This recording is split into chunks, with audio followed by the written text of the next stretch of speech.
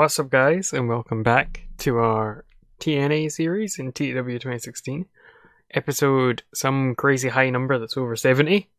We're gonna jump straight in to our second episode of Impact that I'm recording tonight. Oh, damn, exposing the business, brother. Here we go, our last episode in September 2003. So in our opening segment, Hulk Hogan comes out and he cuts a promo mocking Monty Brown. He says that he'll face him at Bound for Glory. He's accepted that now. You know, Hogan was trying to get out of this match, but he's accepted it's the reality. But Monty Brown will never be on the level of Hollywood Hogan, brother. And that gets a 99A star.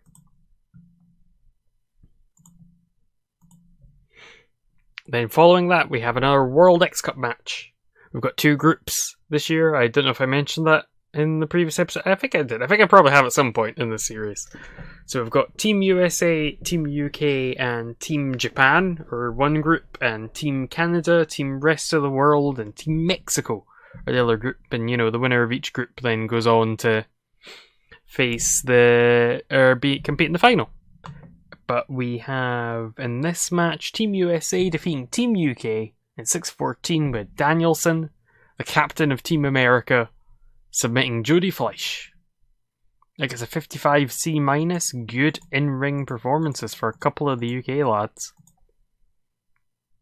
Bret Hart announces that Jarrett and Shamrock will face each other at Bound for Glory, and the winner will become the #1 contender to the NWA World's Heavyweight title. Nice.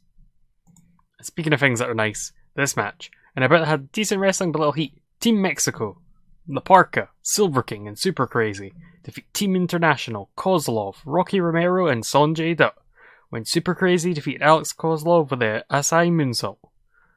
Hell yeah. Pretty decent ratings for Team Mexico, which is what you like to see. Less good for Team International, to be honest, apart from Sonjay, I guess. I guess Rocky too. And following that, we have James Mitchell. Last week we had BG James get viciously assaulted by Abyss. And a lot of people were like, wow, why would that happen? And Mitchell's going to explain. He says that BG James, he's nothing more than the sacrificial lamb that Abyss must slaughter to ascend to the peak of his powers, and he gets all weird and culty, and Abyss is like roar, doing his arm thing, and that gets a 60. Then following that, nice, in another triple threat match, Kaz Hayashi defeats Chris Harris and CM Punk in 1807 when Kaz pins Harris by pinfall with the senton backsplash. As you would expect, Kaz Hayashi was the best wrestler in this match. Following that then, RVD cuts a promo. He says, AJ Styles, he's nothing more than a tiny fish in a little bitty pond.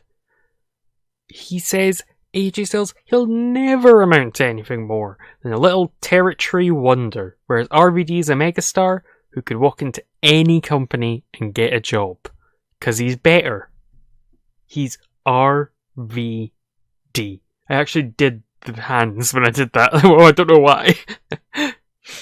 But I guess a 76B-. That's a good promo rating. And speaking of good ratings, holy shit. And about that had decent wrestling, but didn't have much heat. Samoa Joe defeats Air Paris, defending his X Division title by submission with a rear naked choke. Defends number 5 of his title. They have great chemistry. That's sick.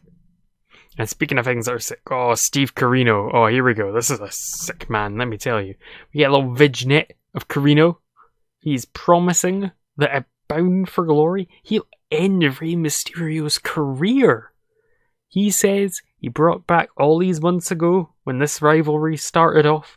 He beat Rey Mysterio into the ground in front of his family and made his children cry when he did that.